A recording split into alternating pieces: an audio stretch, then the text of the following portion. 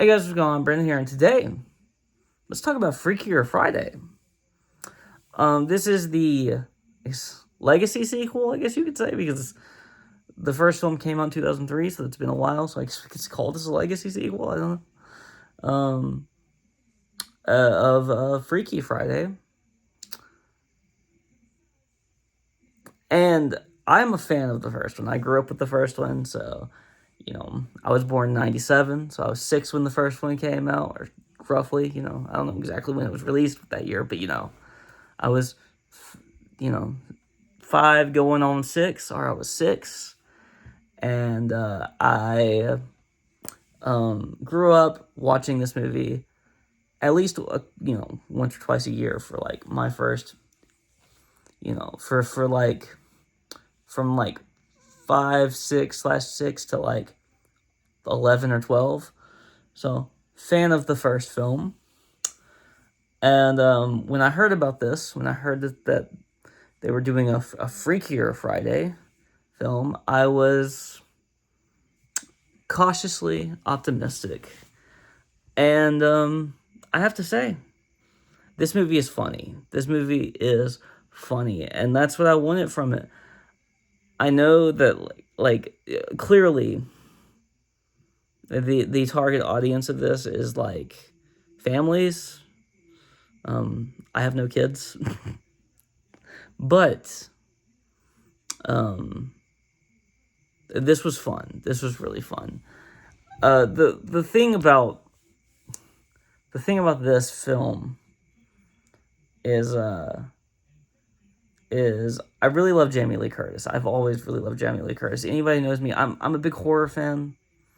So Jamie Lee Curtis as Laurie Strode is like an icon to me, right?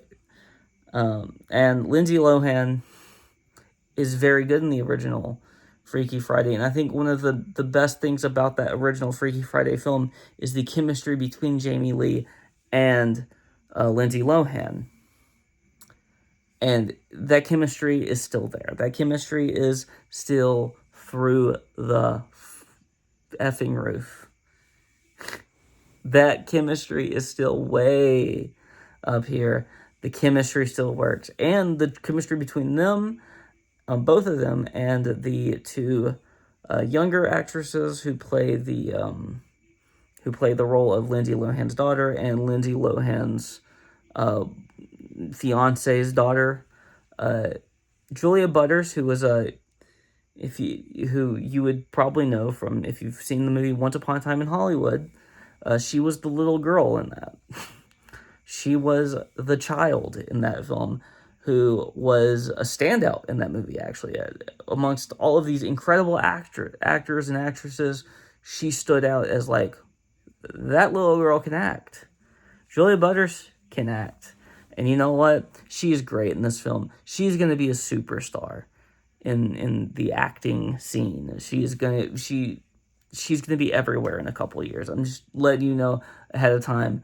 She is a star. And Sophia Hammonds is really good, too, in this film. And I think that she could possibly be a star as well. I'm not as confident as as I am with Julia Butters, but the chemistry between those two also really works. I think Sophia Hammonds really did play... I think both of them played the emotional side of things very well as the comedic side of things. At this point, I'm convinced that Julia Butters can probably just do anything. And she'd be good. So that's good for her, and good for Sophia Hammonds Sophie Hammonds, I think it was, it's one of the two. I'm terrible with names. But, one of the two, there we go. But I'm very happy that I saw this film. This film is, I did hear, this is not a super high budget film, clearly. It didn't need to be. So I'm glad it's not. It wasn't. And I think it's going to make some money based off of the box office. I have seen with the box office, and I mean, Weapons was my last review. That movie's killing at the box office. This is second, and it's a very distant second, but it's still, I think, going to make money. And I don't know if you can really do another one of these. I mean, how many of these, like, body-switching movies with the same people can you make? Or at least, I don't know if you could do another one with Jamie Lee and Lindsay Lohan, but I can tell you this much. If they did it, I'd watch it. If they did Freakier Friday or whatever they would call it, with Lindsay and Jamie Lee, I'd watch it. Because this was fun. I just don't know if you can do that again. I think it works here because of the aspect of, instead of the mom and daughter switching places, it was the mom switched places with her daughter, and then Jamie Lee switched places with the future stepdaughter.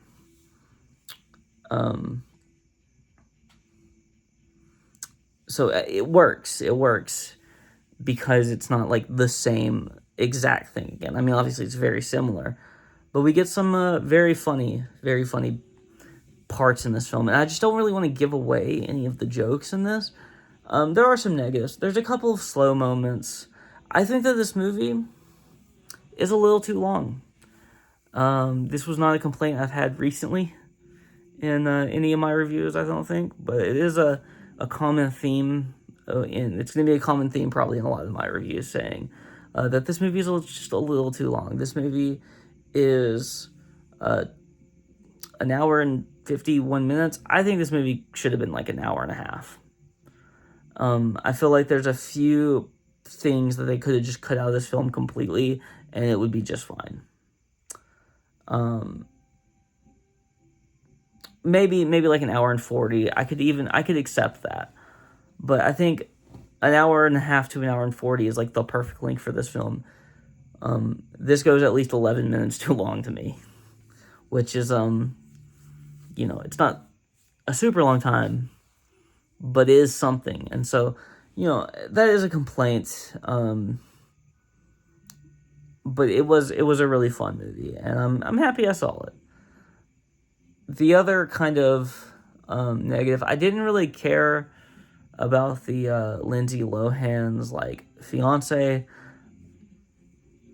in this film. I just, I cared about I cared about that storyline somewhat, but only because I cared about Lindsay Lohan's character, Anna's character, only because I cared about her. Not necessarily because I cared about him. Even though there were some good like parts with him too. He was fine. He was a fine actor, and he was fine in the role. He was fine in the joking aspect of everything. But I just didn't really feel as connected to him as I did like every other character, pretty much. There's also another character that like it's like somebody that Lindsay Lohan works with, that her character works with. And she was fine too. I feel like they could have cut out a few things, even with her though, and like it would have been fine.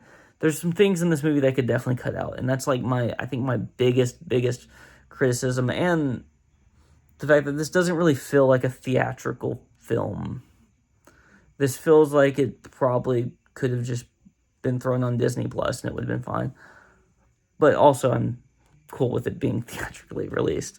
It just feels like obviously that setup in general just feels like something that they would set up and throw on Disney Plus. But that's fine as well. This movie is just fine, basically, and it's really funny. It has some heart. It has more heart than I thought it would have. But there are just some things. There's some small kind of negatives, but I would watch it again. Tell you that much. As soon as when that's on Disney Plus, I might watch it again. I probably won't go back to the theaters to see it again. I definitely won't go back to the theaters to see it again. But that's not a negative.